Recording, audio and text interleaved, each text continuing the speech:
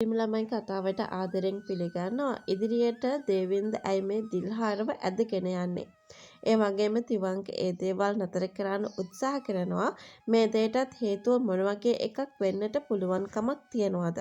ඉතින් අපි අද වීඩියෝ එක තුලින් මේ සම්බන්ධව කතා කිරීමටයි මේ බලාපොරොත්තු වෙන්නේ. ඉතින් වීඩියෝ එකට යන්නට කලින් මතක් කරනවා මේ වගේ වීඩියෝස් දිනපතාම බලන්නට ඔයාට ආසාවක් විතරක් නෙවෙයි අනිවාර්යෙන් උනන්දුවකුත් ඔයා සතුව තියෙනවා කියලා ඔයා විශ්වාස කරන කෙනෙක් නම් අනිවාර්යෙන්ම මගේ channel එක subscribe කරලා මාත් එක්ක එකතු වෙන්න කියන කතාව ගැන තමයි අද වීඩියෝ එක තුලින්ම මතක් කිරීමටයි බලාපොරොත්තු වෙන්නේ කියන කතාව ගැන.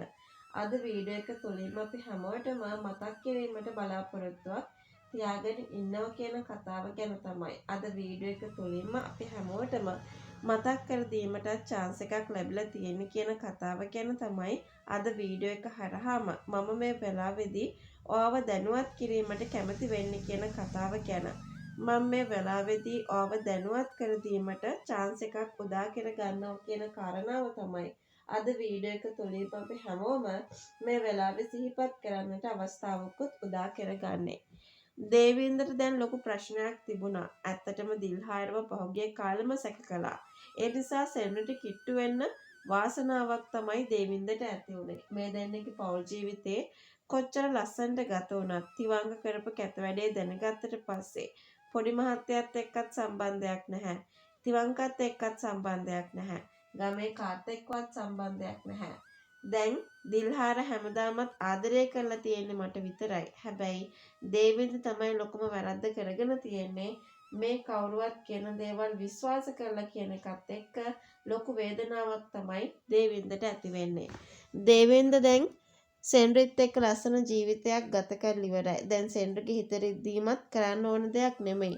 දිල්හාර මේ වෙලාවේදී දේවින්දට කියන්නේ දැන් සිද්ධ වෙච්ච දේ වුණා. මම මගේ දුකත් තියාගෙන මගේ පාඩුවේ ජීවත් වෙන්නම් කියලා.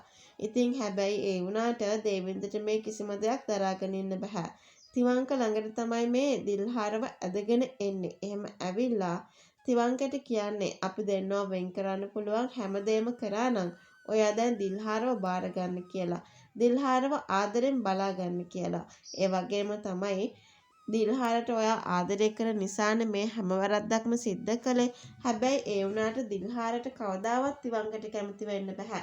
මොකද දේවින්ද වගේම තමන්වත් ඈත් කරලා තියෙන තිවංක කියන එක දැනගත්තාම සෙන්රිත් මේ දේවල් වලට සම්බන්ධයි කියන එක දැනගත්තාම ඉවසන්න බැරි තරම් කේන්තියක් පැමිණේවි කියන කතාව ගැන මම මේ වෙලාවේ ඔයත් එක්ක මතක් කරන්නට අවස්ථාවක් ලබා ගන්නවා කියන කතාව ගැන අද වීඩියෝ එක තුලින්ම අපිට සිහිපත් කළ හැකියි.